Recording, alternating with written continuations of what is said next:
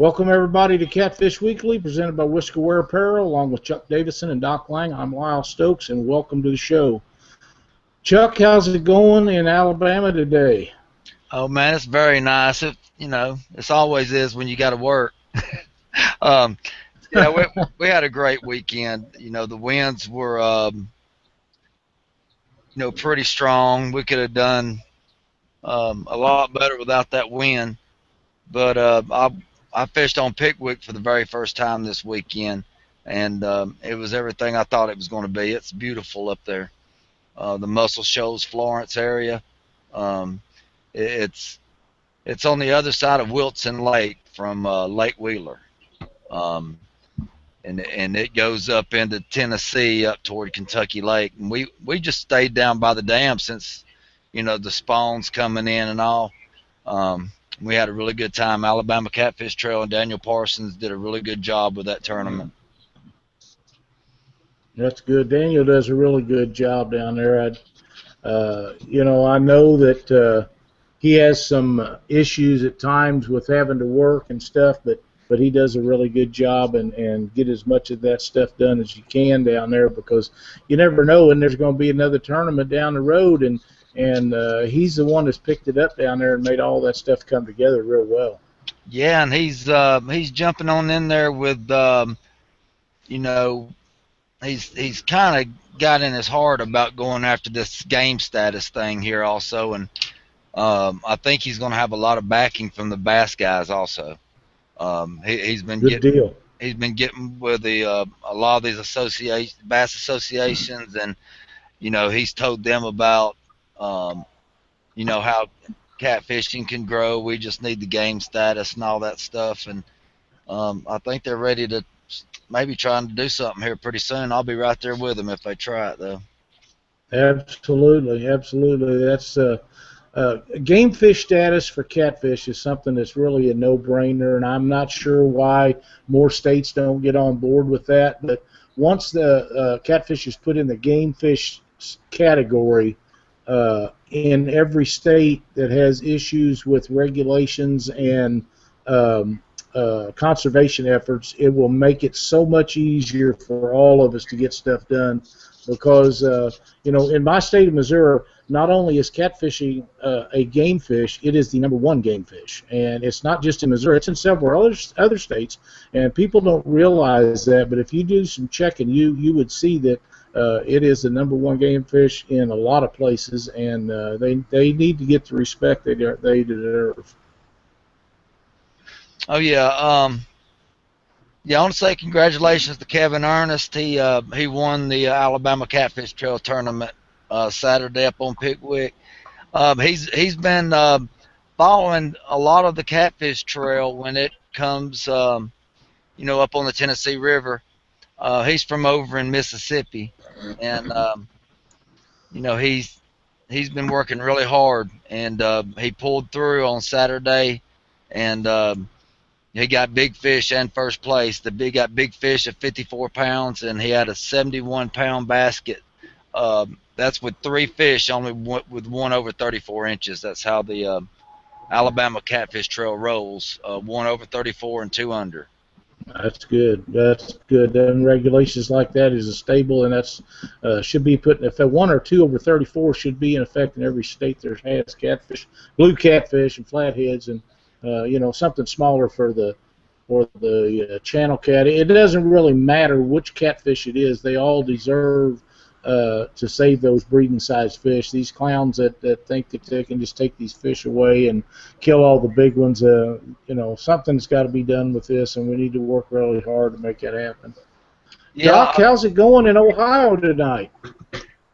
Great. I spent the whole afternoon out on the lake testing that new rod that you got. Boy, it's amazing.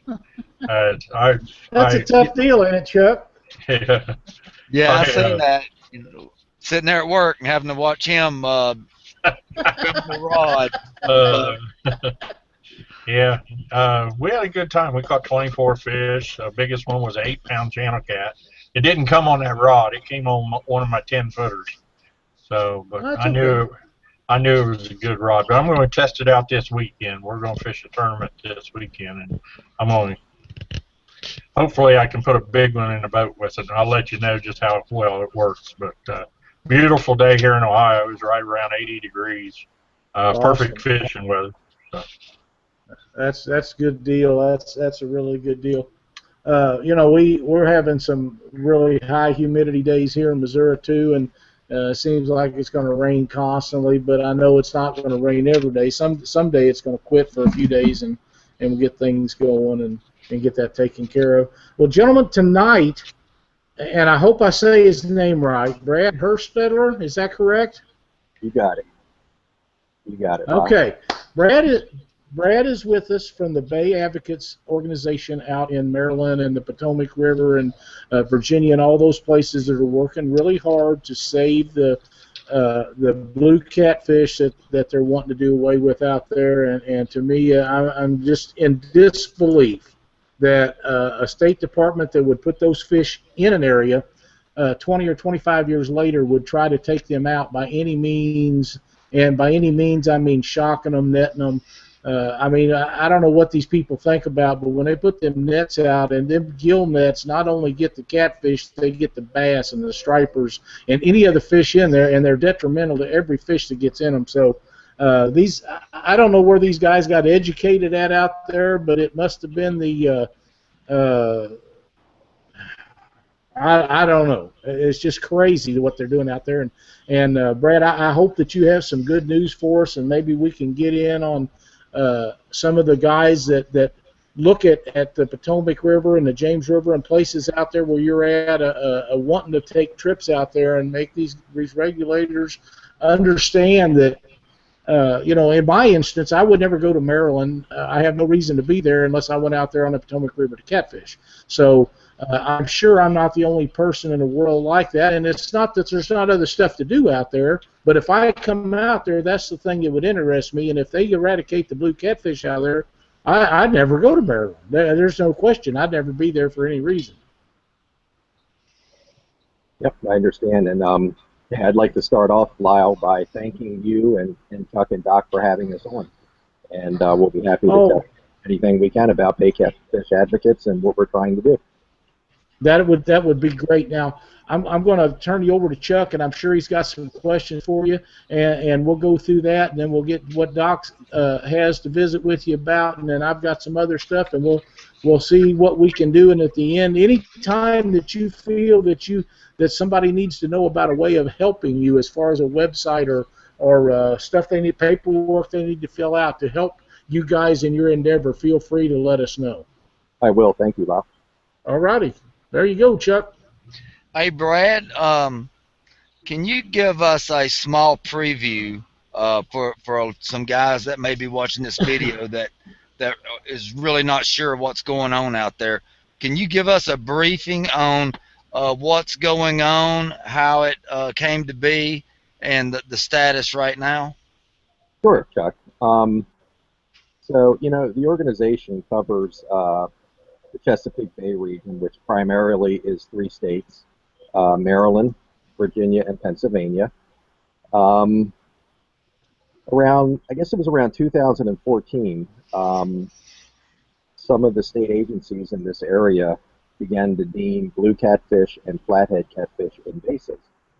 By that, they meant, in their opinion, they were non-native.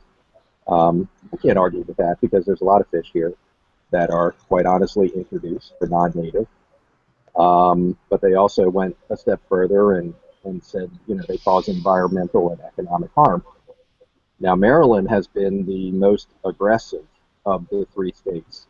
Maryland, in essence, has no regulations right now, Chuck, to protect blues or flatheads of any size, yet alone the trophies.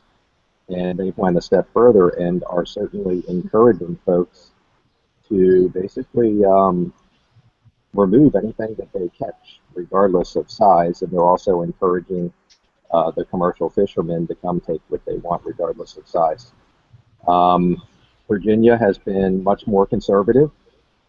Virginia has a no more than 1 blue catfish over 32 inches per day rule, which I think is a good thing, and they also have a rule that prohibits people from transporting live fish within and outside of Virginia.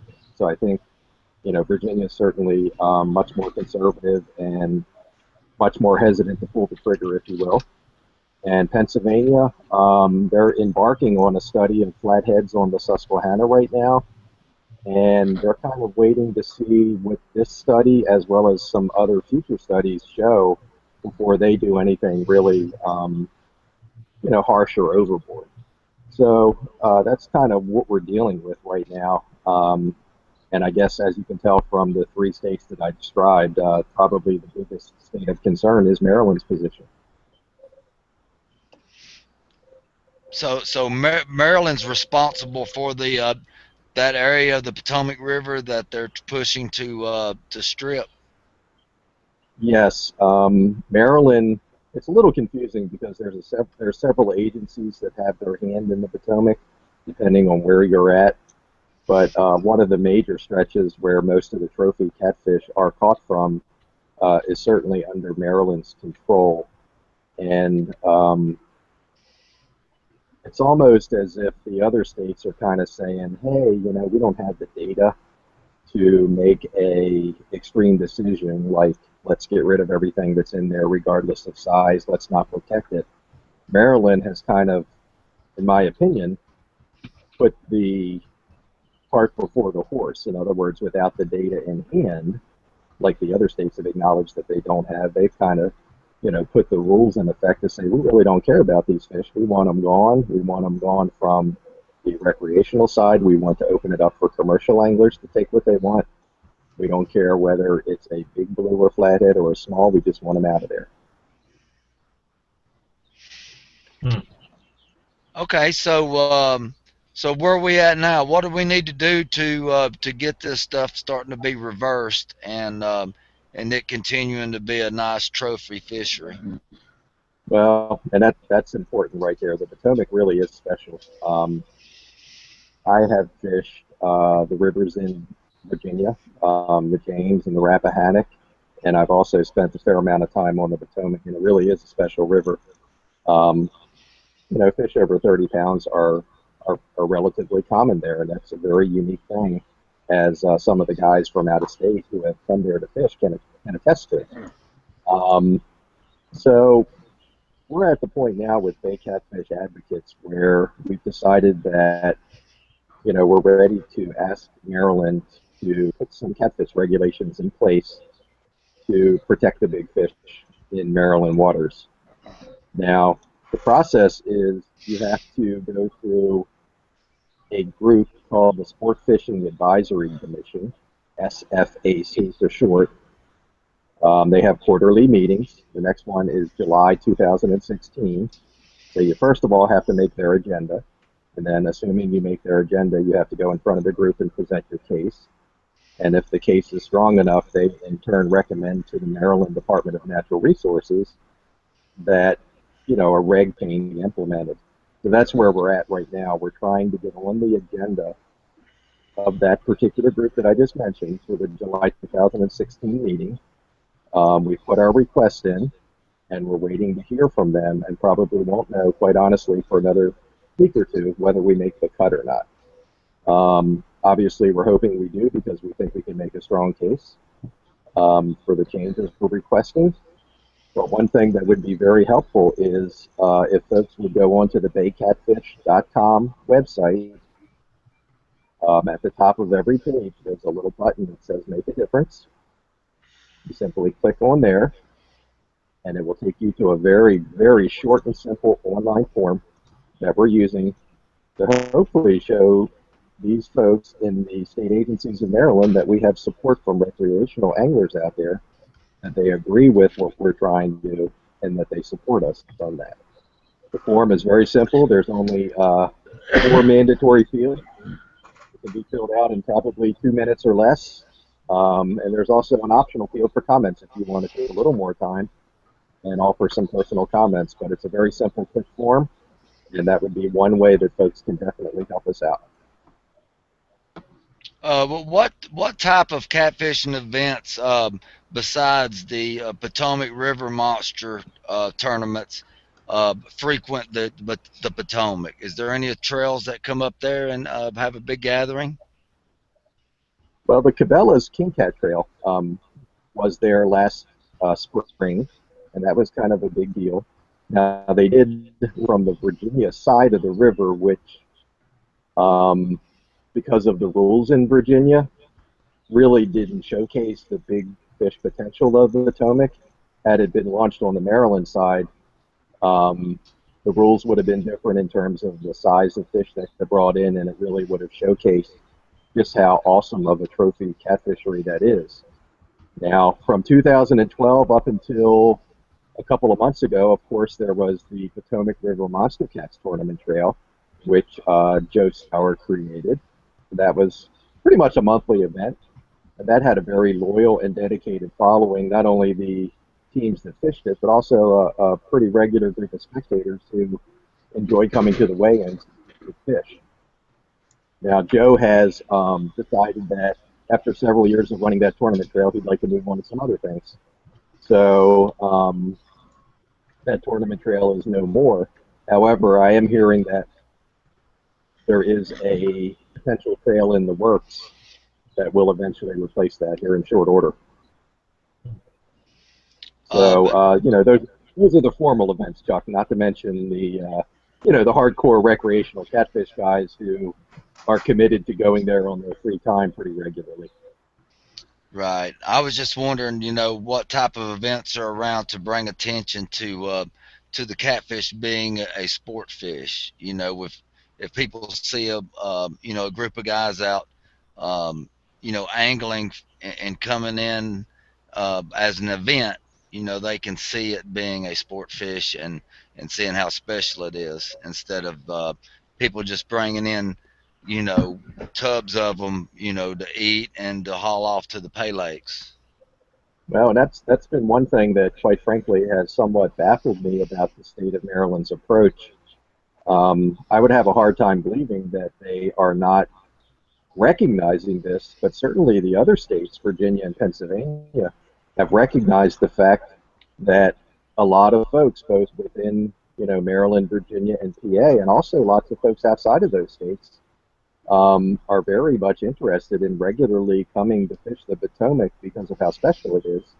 And of course, to me, that equates, if I'm a state agency, that equates to revenue, and it really does concern me that they're overlooking that. There is a website that has to do with the James River, and there is a quote on there from a guide, I believe, who put the website together, but essentially the quote says that in a 9-month period in 2002, okay, so we're back a few years now, on the James River alone, $2.5 million in revenue was brought in related to the catfishing. Now, that's 2002 money, so obviously it would be more in today's money, but that's just an example on the James, and I think the Potomac has every bit that potential to draw that kind of revenue in if the state would be willing to recognize that and grasp it. Wow, man, it's terrible that to watch something like that just fall to pieces. It's kind of making me want to hurry up and jump on my bucket list a little bit, because I'd really like to get out there while it's at its prime, and just in case it don't get turned around, because I don't want to miss how special it is right now. And I've been invited out by a good friend, Ray Stitcher, quite a few times, and me and Leanne go join their family out on the lake and all. But it's kind of making me want to kind of hurry up and get out there and enjoy it, because I don't know which direction this thing's really going to take. It looks like it's taking a turn for the worst right now. Yeah, it's on the surface, the direction that it may take doesn't look real positive, but that's where we have to come together as catfish anglers, and it's not just the Bay Catfish Advocates. I would think that, regardless of some of the differences of opinions between recreational catfish anglers, recreational anglers from any state should come together and support, the conservation movement of these trophy catfish, and that's where we really could use some help. And what's interesting is of the forms that we've received so far to show support for the changes of regs in Maryland, over half of them have come from states outside of Maryland, Virginia, and Pennsylvania. And guess which states they are? They're the states that have seen firsthand what poor regulations or the absence of regulations can do to kill a catfishery. And that right there should mean something, because these guys are saying, I'm supporting it, and I'm not anywhere near Maryland, but I'd like to come up there sometime. And I can tell you firsthand, I've seen it in my own state. Not having these rules in place will quickly take what is a special catfishery and dismantle it, you know? Yeah. Well, you know, it only takes a few minutes to fill that paperwork out. In fact, when you was talking about filling that out, although I had already done it, I went on there in about 40 seconds is what it took me to do it again. So people, if you don't have 30 or 45 seconds to fill out this to help these great catfishers, and out in Maryland, they need this, and it doesn't take but just a minute. So please go to their website, baycatfishadvocate.com, and click on that link and just fill it out. You put your name and what state you live in, and write a little description down through there, and it's basically it. It only takes a minute, and it is something that we all need to do. And Chuck, you had mentioned Ray Stitcher. Ray is a very good friend of mine, and he has been a very strong supporter of our group. By way of example, he had a gentleman by the name of Claude Reynolds out about a month ago on the Potomac. Claude and one of his buddies drove all the way down just to fish with Ray. And Ray described the outing as just a typical outing. It wasn't like, boy, I just tore up the 50-plus pound fish. It was just a typical Potomac outing. Well, for the out-of-state gentleman, and it's all relative, right? What you're used to catching. They really had a blast because those fish were bigger than what they typically catch in their home waters. So even a so-so day on the Potomac compared to other states is really a special thing, and that alone is reason, you know, to want to conserve what we have. You're absolutely right. Ah, man, it was nice talking to you, and I'm gonna pass you on to Doc. I'm sure he's got a lot of questions for you. And Thank you. Good evening. Yeah, so how long has this been going on? When did they start this? Well, you mean when were the blue catfish first stocked and so forth, or? No, when did they start? All of a sudden somebody says, hey, these guys, we don't want these fish in our waters anymore. Oh, well, when did that start? That's the ironic part about it. It's been within the last 5 years. And think about it, those fish were purposely introduced into the Chesapeake Bay waters by state biologists in Virginia. Guess when? In the 1970s. Wow. So over 40 years later, somebody came to the realization that all of a sudden we don't want them there anymore, and we're going to try to get rid of them. So there was now, are they think, and we all know that blues and flatheads are just, you know, they just eat anything and everything. Or is somebody there in Maryland saying these flatheads and blues are just eating something that somebody's going crazy over?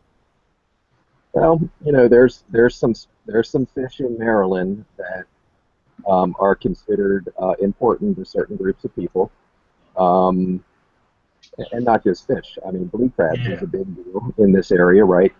And you know, there's concern that perhaps, you know, maybe that's an issue, but I don't believe there's data to support that. In fact, in the last 5 or 6 years alone, and I was looking at 26 years worth of data, or 27 years worth of data, the blue crab population has been above its average, I think, 3 times in the last 5 or 6 years, including this year. So I have a hard time buying that argument, because blue crab populations have fluctuated for years, and they're influenced by a lot of factors. There was some talk about perhaps they're eating some of the more valuable shad species.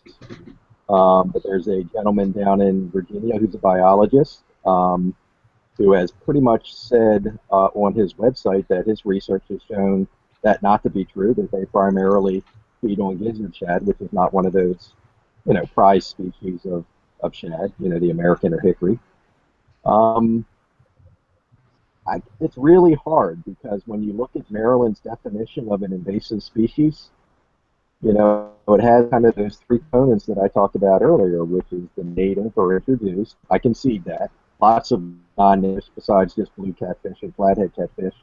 But the environmental harm and the economic harm, Maryland apparently feels that it exists, although the other states have said, I don't see evidence of that. So I'm sort of saying, well, geez, West Virginia next door saying they don't have that evidence, but you feel like for some reason you do.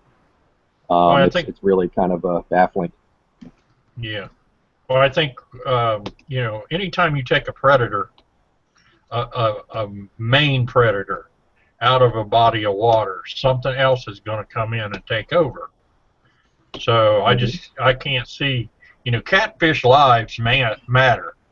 They matter to me. They matter to every cat fisherman that's out there.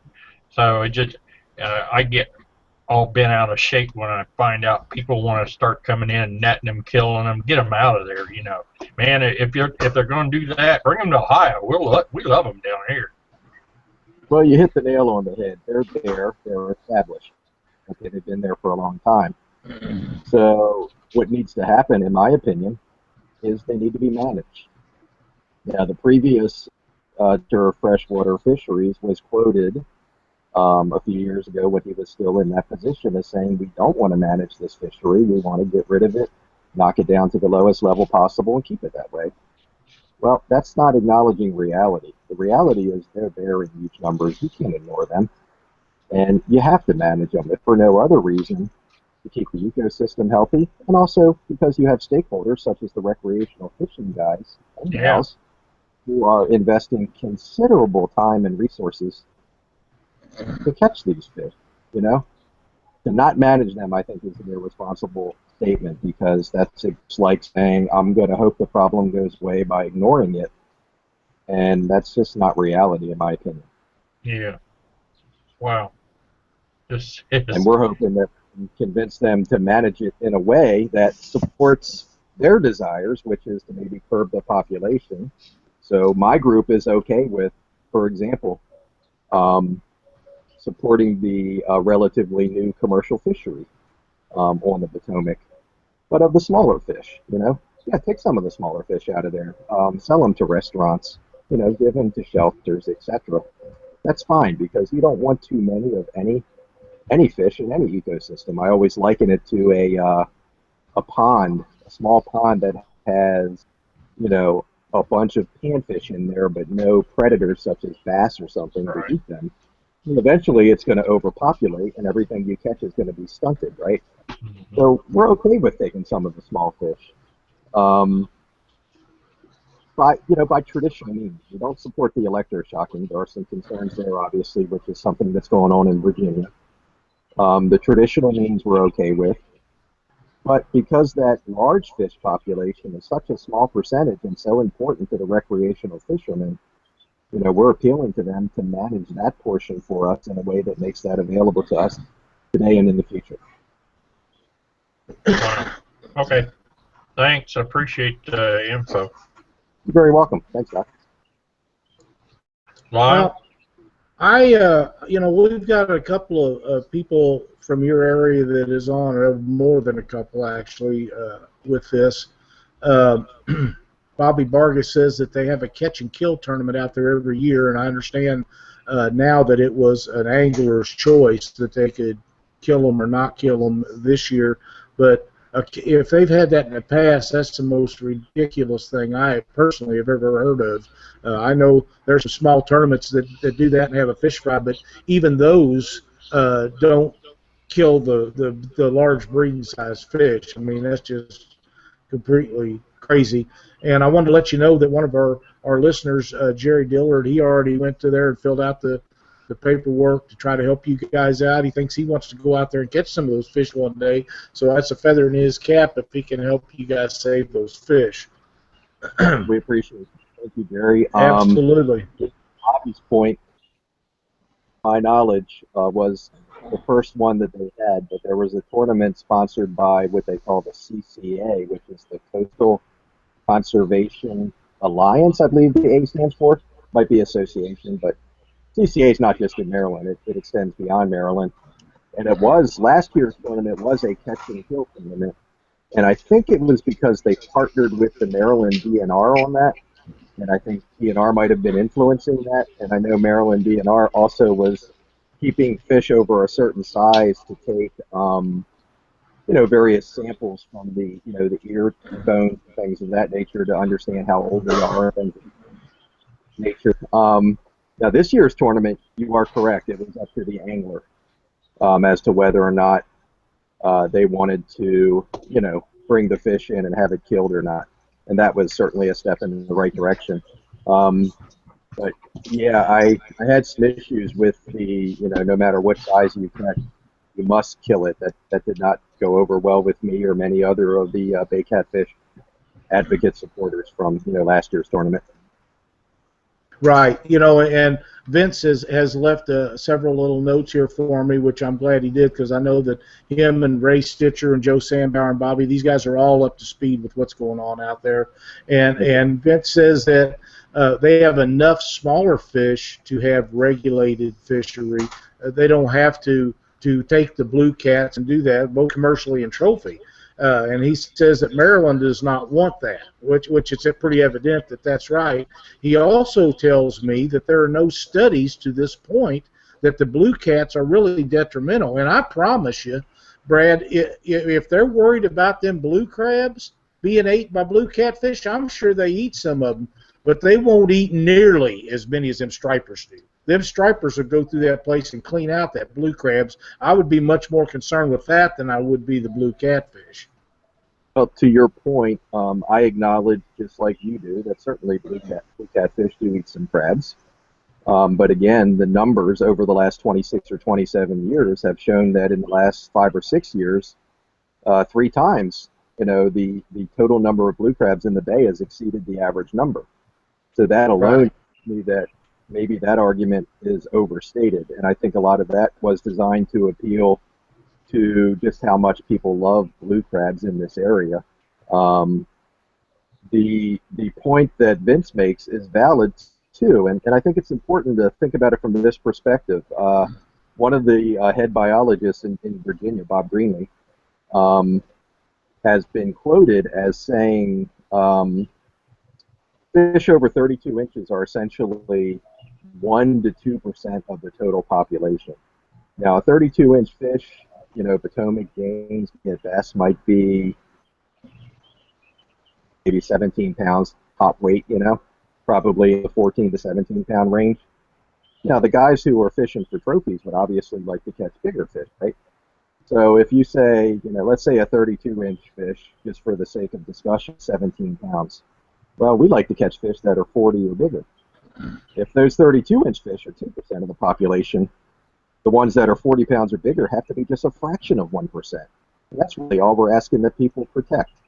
And when you open it up to commercial anglers who make the most money by selling the biggest fish that they can to pay lake owners, that's scary, because you've got just a small percentage of the fish that are really what the recreational anglers care about. Now it's wide open for these guys who can make a good chunk of change by selling them to pay lakes to come and, without any kind of restrictions or regulations, take as many as they want, as often as they want. And that's really scary. Well, I agree. And if these legislators would see the shape of these fish when they're pulled out of those places, and the disease and the sores and the malnutrition that these fish are coming out of there. We're talking about a catfish that's head is this wide and its body's nearly that way, halfway back, and after it's been in there and caught and starved 3 or 4 times, and it's got big old sores on the sides of it and stuff, and they end up in the dumpster. Every time that happens, instead of them fish being in the dumpster, they should take it and put it in that guy's car seat. I mean, if he don't care no more about his wildlife in his state than that, then he should take care of it in some way, shape, or form. It's just crazy to see these pictures on the internet, and I know that they're true because they're taken right at the dumpsters and different places where these goes. And these pay lake guys are running ads in your area, in my area, and everywhere else of how much they'll pay for these blue catfish. If you'll hold them, they'll come and get them, and then they'll pay you for these fish. And you and I discussed this the other night, and I promise you that it doesn't matter if you come to Missouri and you take a live deer across the state, or a turtle, or a rabbit, you're going to jail. But it's okay if you take a live catfish out of there. And evidently it's the same in Maryland. That is a law that should be changed in every state. If it must be killed to haul across state line, then if you're harvesting it, then it should be killed. You should not be allowed to haul any wildlife of any kind out of one state into the next. If you're harvesting it, it should be killed. There's no reason to do that, and that would stop a lot. Now, with that being said, I've told this a couple times before. I think that there is a place for pay lakes. There's people that are handicapped, that have different disabilities, that can't go out and fish like you and I do. I had a nephew like that. And that's fine. They should raise them fish in a pond of their own, or buy them from a place that raises them, not be allowed to take them out of public waterway. You know, if you're taking them fish to eat for your own personal use is one thing, but to take them and put them in a pay lake where they disease and die after being caught a few times, there's nothing right about that. I don't care what them guys say. And you know, something's got to be done with that. Yeah, I agree with you 100%. You know, it's a shame on many levels that is allowed to happen. I'd like to go back to a point that you mentioned from Vince, too, about there not really being any data. You know, I keep referring to nearby states, but I think it's relevant because the nearby states have been studying this, especially Virginia. They've been studying blue catfish for quite a few years now. Bob Greenlee, the biologist out at the Virginia Department of Game and Inland Fisheries, was recently quoted as saying that, you know, he has the only evidence that he has seen of the blues causing any harm is entirely circumstantial. I think that's pretty important. You know, that's right. Circumstantial at best, not guaranteed proven, and the only impact on other fish that he has seen, and he was very careful to say this, he said he's seen a little bit of an impact on blues on channels, but certainly not crabs, shad, rockfish, whatever else Maryland is concerned about. And you know, and you have to respect the fact that he's very clear to say that, you know, hey, the evidence that I have is by no means conclusive, you know. And if he's been studying this for a long time and can come out and say that comfortably, again, I go back to my cart before the horse argument. You know, Maryland is making decisions as if they have data. They really don't have data, and plus the data that is available from nearby states certainly is not by any means conclusive, or something that a group of scientists would look at and say with consensus, yeah, we strongly feel that way. Absolutely. It sounds to me like there's being some very poor decisions made in your area without having studies done to make sure that they're doing the right thing, or at least looking at what Virginia has done and saying, hey, these guys have actually looked at it. Let's take a look at what they've got. But they're just making decisions off the cuff, and that's I never heard of anything so ridiculous. That's just nuts. I want to ask you about something that we're getting a lot of people writing in on our chat box tonight. Why is the Maryland DNR not as concerned with the coal ash being dumped into the river as they are worried about the catfish? That's an interesting question. I mean, you know, the coal ash thing was obviously permitted by Virginia, the Department of Environmental Quality, the DEQ. I can't honestly answer that. I mean, it's okay. Well, let me ask you another question. This coal ash, as it's dumped in there, won't that stop a certain amount of oxygen and actually kill a bunch of the fish, and not just catfish, but all fish? Absolutely. And Virginia, the group that approved the power company's permit to do that, seems to be the only state that doesn't see the risks associated with that coal ash wastewater. There's one gentleman who is a former Maryland DNR biologist. He now works for the Potomac River Fisheries Commission. He has come out and noted not only a lot of concerns about it, but mentioned that some of this is in, you know, being dumped in the middle of essentially prime spawning grounds for other fish that are important to people too. It's really an interesting thing. It's one of these deals where, you know, when they were considering approving this permit, they said there were over 1,000 comments submitted in writing, and 99.9% of them were in opposition, yet Virginia allowed it to happen anyway. It's really hard to explain. And then, of course, it later became public that the gentleman who's in charge of the Virginia DEQ had a previous questionable relationship with the power company. There was an article that stated the power company paid for him to go on an expensive golf trip and so on and so forth.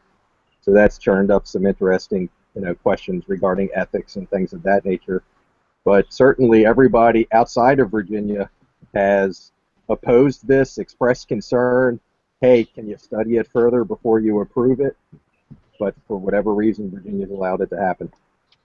That's amazing, and I'm going to make a suggestion here, and it's I feel like it's my business, even though I'm not a resident of Maryland or Virginia, but along with writing messages to Maryland to try to get this idiocracy thing of getting rid of these blue catfish done, I would suggest that any listeners that are true conservationists send the Virginia people a message, an email, write them a letter, call them on the phone, and tell them to stop dumping that coal ash into those rivers. It's more detrimental than anything. And if they want to lose them blue crabs, you shut off the amount of oxygen that goes through that river, and it won't just be blue crabs and cat. It'll be everything that'll end up dying out there. And then they won't have nothing but a stagnant set of water running up and down that. It's just crazy.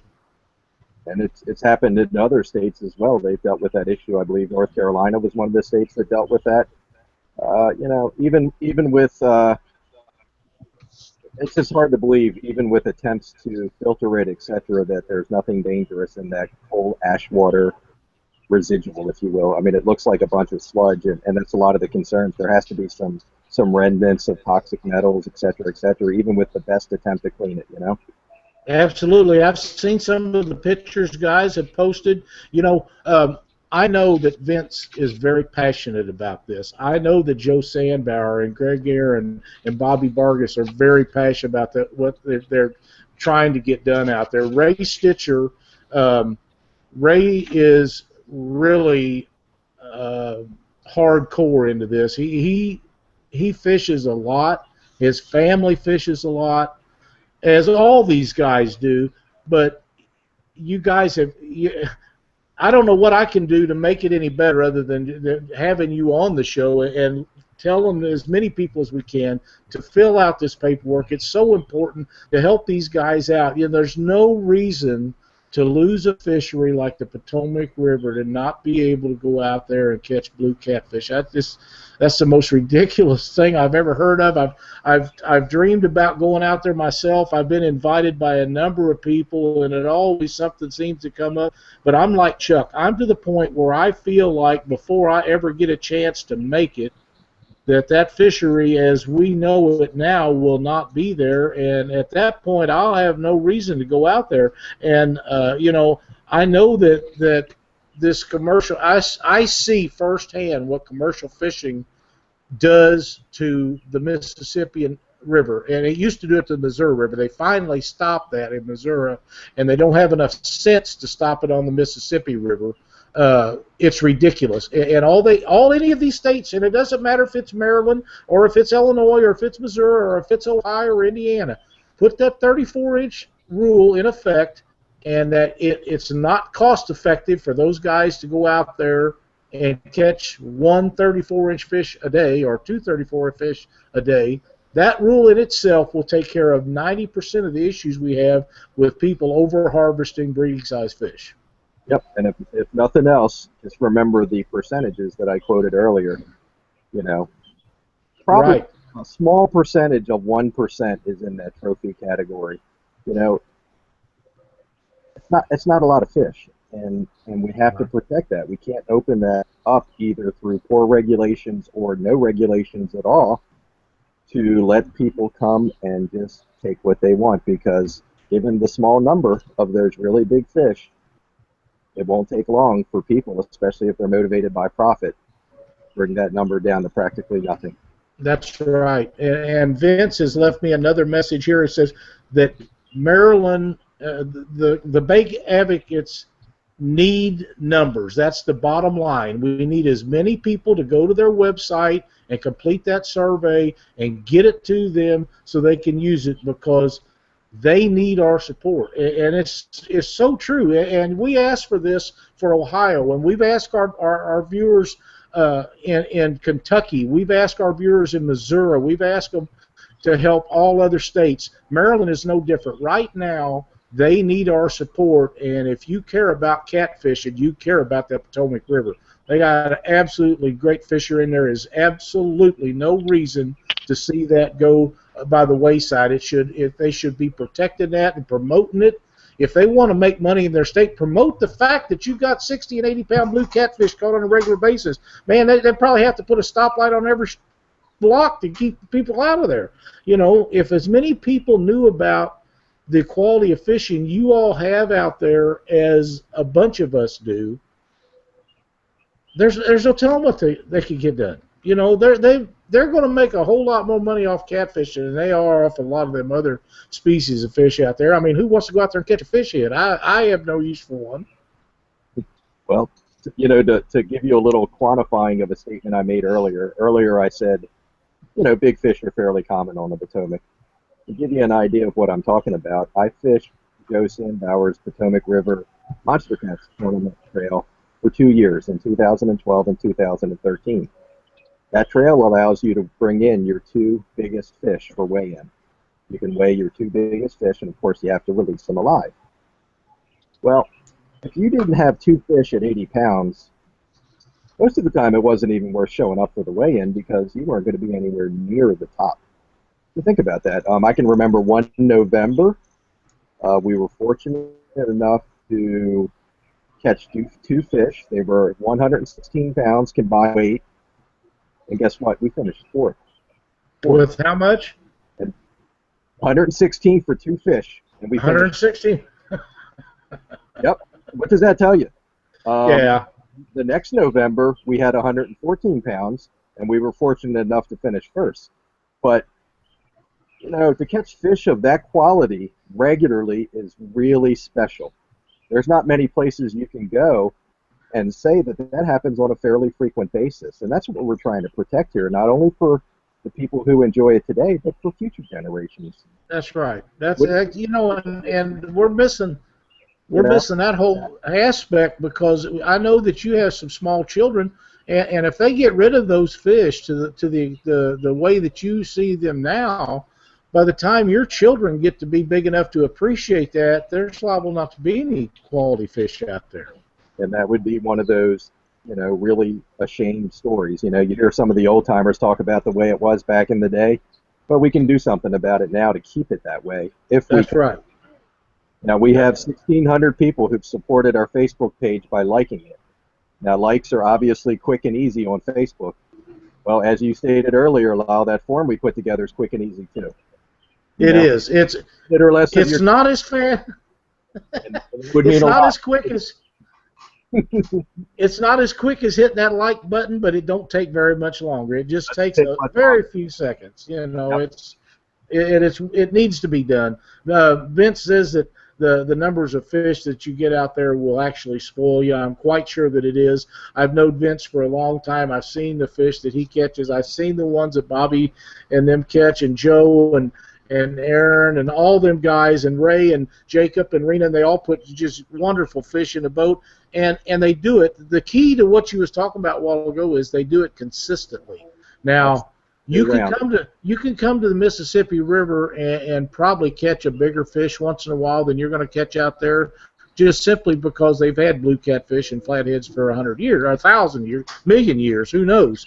But you guys consistently are putting big fish in the boat. And the reasoning, when we had Twisted Cat Outdoors, the reasoning that we had the 3 fish limit was taken in context from what you guys was doing out there, because most people don't have a live well. Now a lot of the newer boats are set up that way, but when people start out, most people don't have a boat that'll withstand 250 or 350-pound fish in a live well all day long. And that is such a great idea. Every tournament director that has a tournament that has any size fish should all put a limit on how many fish they catch. I mean, there's even the 100-gallon live well will only support so many big fish. But the 2 fish intrigued me, and we went with the 3 fish because a lot of the tournaments we have are in channel cat water or where they have small blues or small flatheads, and you can withstand a 5 fish limit. But when we go to St. Louis or places like that, there's, Danny Southland gets that fish, 195.2 pounds on 3 fish. I mean, how many people can keep them kind of fish alive all day in a tournament? There's just very few, so. But things are getting better, and I have to commend them guys out there for that 2 fish rule, because I don't remember seeing anybody ever mention anything about losing fish at weigh-in, and to me that's extremely important as a tournament fisherman. Well, I couldn't agree more. That's the most important thing. There's nothing more exciting than seeing big fish weighed in, especially if you're one of the teams that has one of the big fish. But the most important thing at the end of the day is that those fish swim away healthy. That's right. I can tell you this for a fact. Within that tournament trail, there have been several guys who have caught big fish. And because they had concerns about the condition of the fish and whether they could keep it alive until weigh-in time, they chose to let it go. And probably as a result of doing that, jeopardized a placement in the tournament.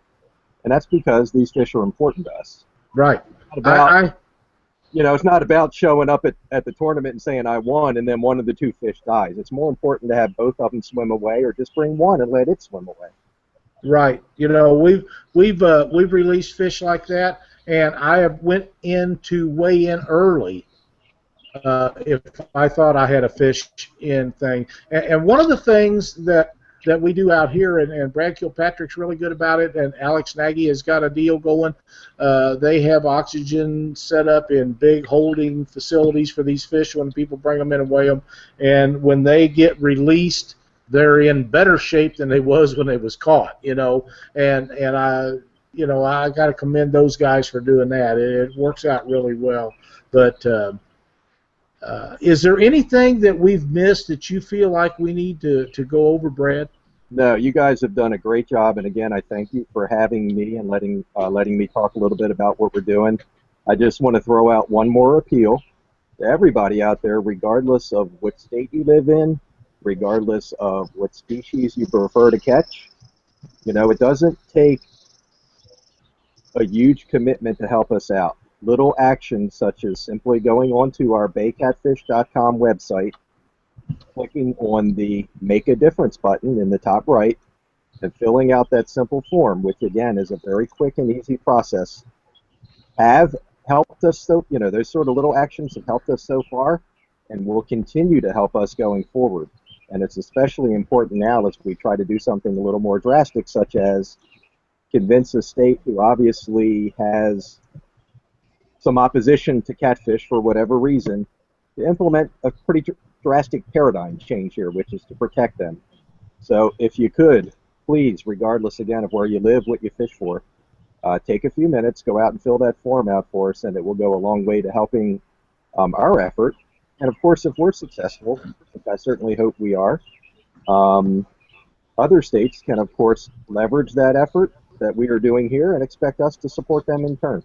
That's exactly right, and that's what makes it better for everybody involved. If the guys from Ohio will help you and help me, and the guys from Missouri will help you and help the guys in Indiana, it's the only way this is going to get better, and we all got to work together. It has to be that way to be a success, and that's what we need to do. That is the key. Together, we have to come together as a collective entity here, and not, as a bunch of individual fragmented groups. This is something that everybody cares about, and the opportunity to show it as far as Bay Catfish Advocates is concerned is right now, and we really need some help.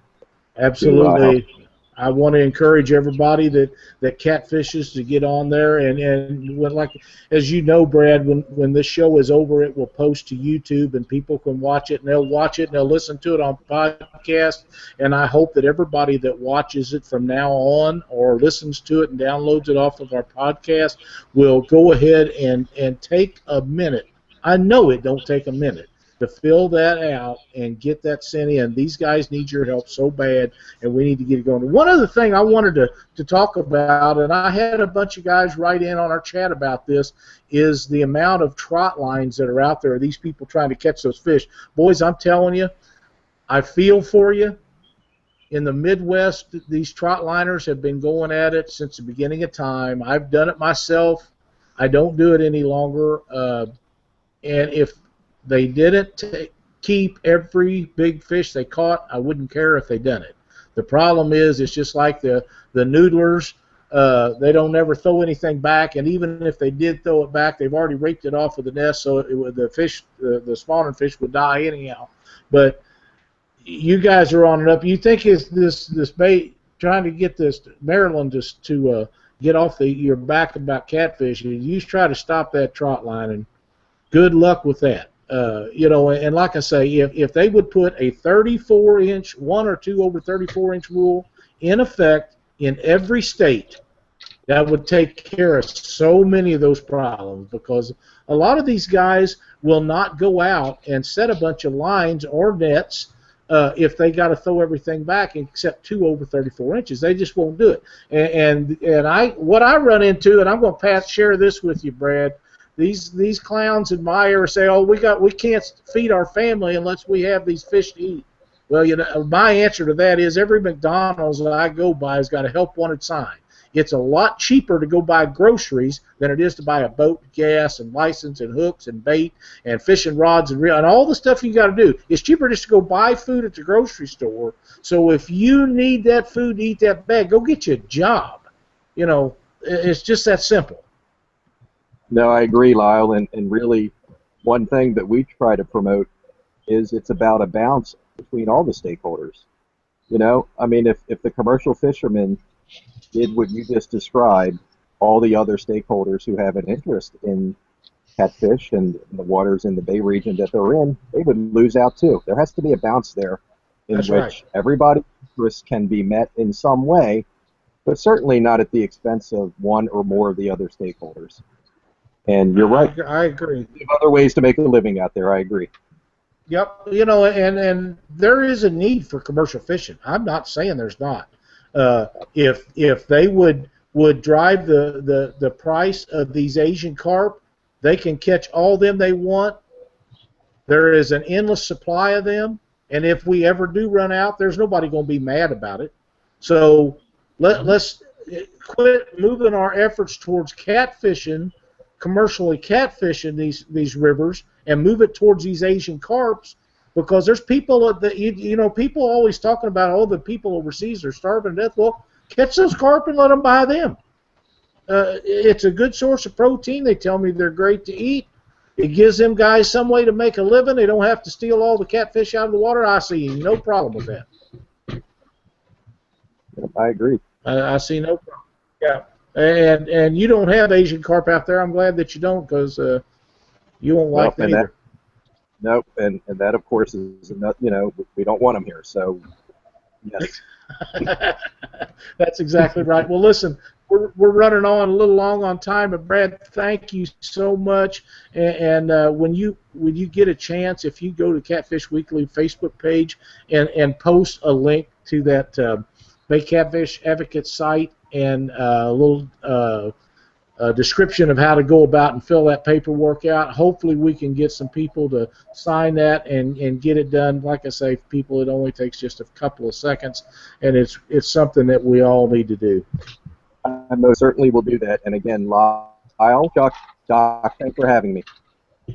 Well, thank you Brad. so much, and we will be talking to you soon. Take care. Have a good evening. All right, Brad.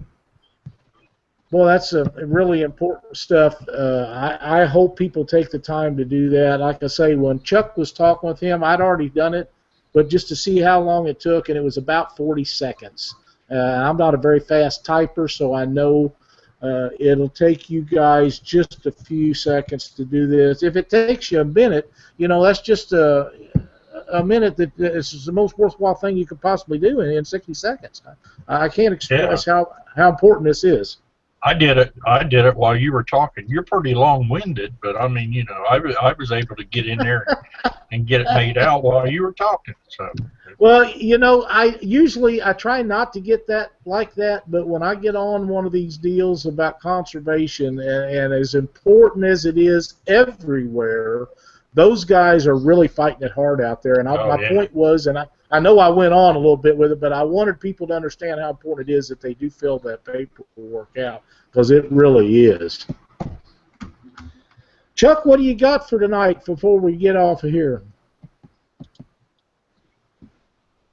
They give 100% to this conservation out there on the Potomac.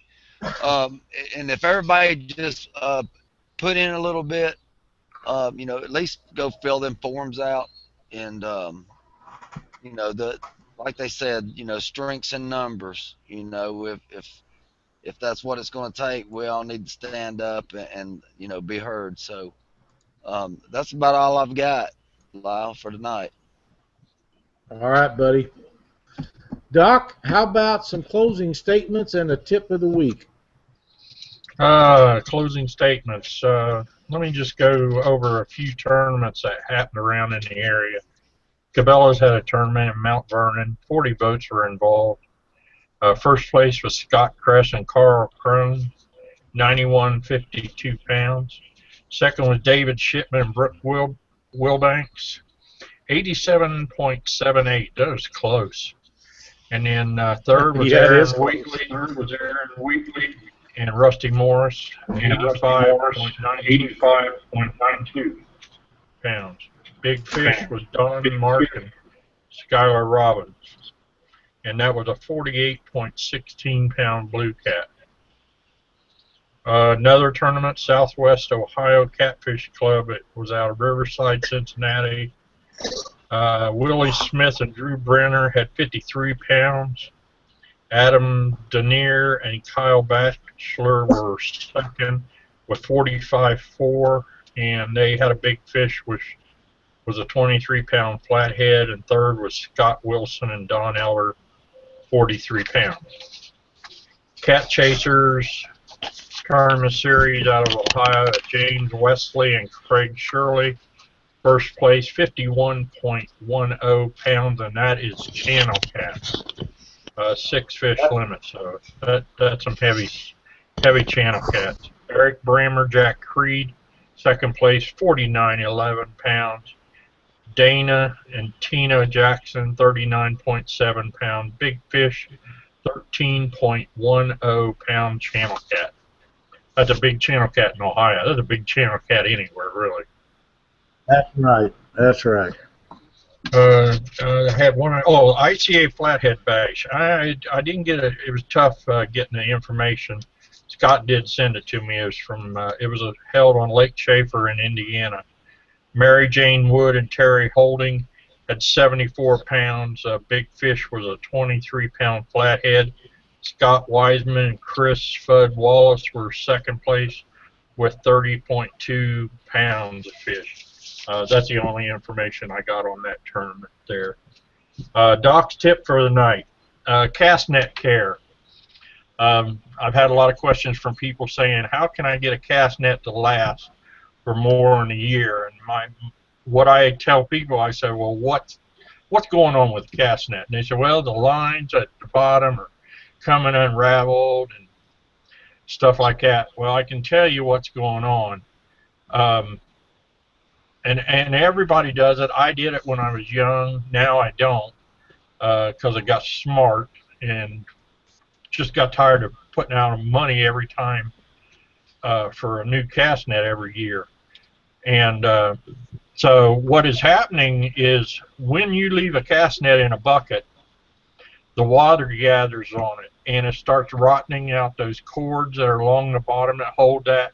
That and the fact that monofilament absorbs water after so much of a time. So what I do now and I'm going to tell everybody to do. I've got big cleats that are on the front of my ProCat 240, and I grab a hold of the net and I bring it up and just make a couple wraps around it and let the net hang just off of the surface of the barn floor and let it dry out. After it's dried, then I put it in the bucket. And you can get a cast net that lasts 5-6 years that way. And that's why they go bad, is because, they can't be sitting there soaking in a bucket full of water. That's the first thing everybody does. They throw the cast net out there, they get their bait, they put that net back in the bucket, and a week or two later, when they get that cast net back out of the bucket, there's an inch or two of water in there, and that cast net and them lead weights have been sitting there that whole time, and just sitting there, and that the rope and the strings all start breaking down, and then they just start coming apart. So guys, try to keep your cast nets after you get them out of the water. When you get back in from a tournament or something, get them out, get them aired out. Don't let them get in the sun. Don't air them out in the sun. Keep them in the shade or something, someplace cool. They'll last almost twice as long as what your normal cast nets are. And that's Doc's tips for the week. Awesome. That's really good. I know I'm bad about not taking care of my nets like I do, and I've got plenty of them, but usually before they ever get to rot out, I've hung a rock or a tree limb or something and ripped the whole side of one of them out, and unless you got a tip for that. Don't throw it on a rock. Yeah, I've had brand new ones throw them out the first or second throw and just rip the crap out of them, where there's no repairing them. And at that point, the only salvation I got is getting it back in and have some lead to melt down. I wanted to talk about the Grafton River Rat tournament they had in Grafton, Illinois, and I can't find the results. I thought I had them saved on here, and I can't find them. But I know that Anthony Maggard had a good day. I know that Danny Southon and fished with some boys from up in Bowling Green, Louisiana, and they had like 6th place. But Justin Wolf fished with his brother Matthew, and his dad ended up in 3rd place down there overall. Now, Justin, that's a great finish for Justin and them guys. The thing that I wanted to share with you guys about Justin's tournament day. It was a 2-day tournament, and he had posted some pictures and a little story about what went on down there. And he actually had a reel seat break on what appears to me to be an Abu Garcia, I'm guessing a 65 or 6600. And the rivets in the bottom of this that goes through from the reel seat to the bottom of the reel actually just sheared off, and this was on a 26-pound fish, I believe. And if you go to Justin Wolf's Facebook page, these pictures are posted on there. And I guess in the end result was to get this fish in the boat, it took one of them holding the reel and operating it by hand, another one to hold the rod to kind of keep track of where it was at, and the other one was in there pulling the line up. So if you can imagine what that was like, but it ended up, they got a 3rd place on a 2-day tournament, and there's nobody in the world I'd rather see do good in a tournament than Justin and his family, and it's outstanding that those 2 boys get to fish with their dad like that. That's really cool. Hopefully we got a tournament coming up this weekend. Twisted Cat Outdoors, I believe it's in Warsaw, Illinois. Be channel cat only unless you happen to trip on a flathead up there. There's no blues above the Keokuk Dam. Ought to be a great time. Looks like it might be a little rainy. We'll just have to see how that works out. But it should be a good tournament for everybody to go. $100 entry fee. You can contact Alex Nagy. He will get you guys hooked up on that. Please, please, please, if you guys take a few seconds to fill out that paperwork on the bayadvocates.com webpage. It only takes a minute. It is well worth the effort. They need our help, and when help is needed in your area, Ray and Bobby and them guys, Vince, Joe, Greg, all them guys will be there for us when we need their help. and it's important to save that Potomac River. It really is. So if you get a chance, take care of that. I'd appreciate it. I know Doc and Chuck would too. Looking forward to next week. We'll get things figured out and get a new show going for you. Thanks for watching Catfish Weekly, and we'll see you next Monday night.